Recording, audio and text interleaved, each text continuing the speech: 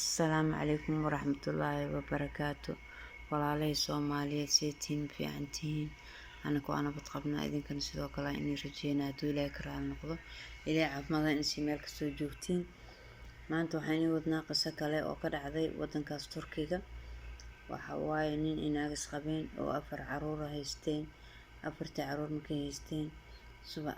subax kasta u baxayeen oo shaqadoodii iyo gurigoodii reerkooda nimanka hadda jiro waxay noqdeen wax Ilaahay xaaladooda og yahay. marka ninkii inaagtii madbaxa subaxii way soo kaceen ilmihii diyaarisay eedii asagii waa labisan yahay waaba arki doontiin waxa suurada la tusi doona haduu Ilaahay ka raali noqdo waa arkaysiin gacanta wuxuu ku wataa boorsidiisa. marka hadalka inaga dhex gelin wuxuu sameeyay subaxii waxay tiri masruufka ilmaha sii markaasuu yiri ma hay ma siina masruufka maxaa la fadhiyaa quraacdi waa la quraacday ilmihii asaa wadi rabo waa la quraacday sar meel saraha konkoray degiin marka qayliis waa maqal doontiin cidii wada qaylinay wuxuu sameeyay madbaxiya lagu jiraa waa la miisa yaalo waa la quraacanayaa. markay quraacdeen waxay tiri ilmaha ciyaalka masruufkooda keen aan siisiye ilmaha markay iskoolka aadan lacag ma siinayo lacagti keen iimahay waxaan dhiibay mal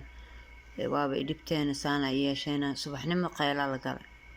subaxnimo sharle ka dhalato maayna qaylo ma fiicno subaxii fajirka salaad subaxa ka bacdiisa qaylo ma fiicno. marka meesha isku qayliyeen adiga ninkii naagta isku qayliyeen mindi meeshan taalo oo raashinka lagu karsanay la soo qaatay miskiinta fiiro leh ka dhex geliyo qoortana ka qalo gabadhiisa u taagneed madbaxa ku dhex dhacday. markay madbaxa ku dhex dhacday jikada ku dhex dhacday waxa soo ordeen ilmihi ku soo cararay oo qayliyeen ay ka carareen ilmihi qolkii ku carareen aaba hooyada maxaa dilay saamaxa wiilo aaba markaas waxay sameeyeen ayagu soo aaday markuu saas u soo aaday nin oo kuusan waaye ilmihi markuu saas soo aaday gabdhaha ka soo warooroon yihiin qolay isku xireen ilaaha ka badbaadiyay mindidooda marin raba kulligood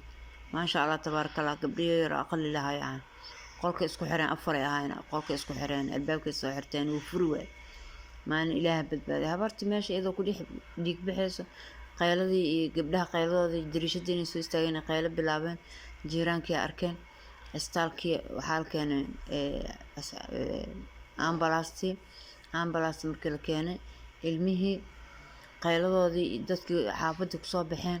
markaas waxa la sameeyay bas dadkii markay isku soo baxeena shurda la wacay shurdada meesha imaatay asagii waaba iska sii socdaa maba ka qasna albaabka ka soo baxay tartiibtiisu socday. marka ilmihiin meesha ku qaylinayaan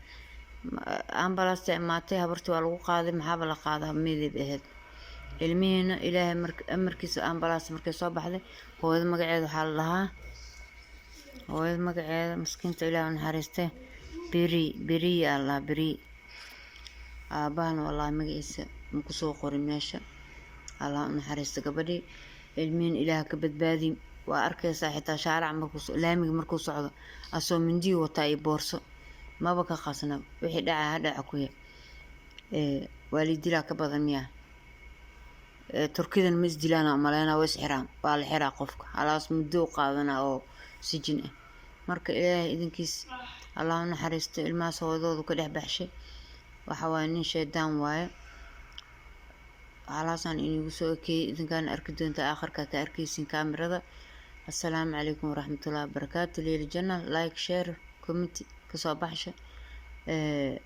like noogu dadaala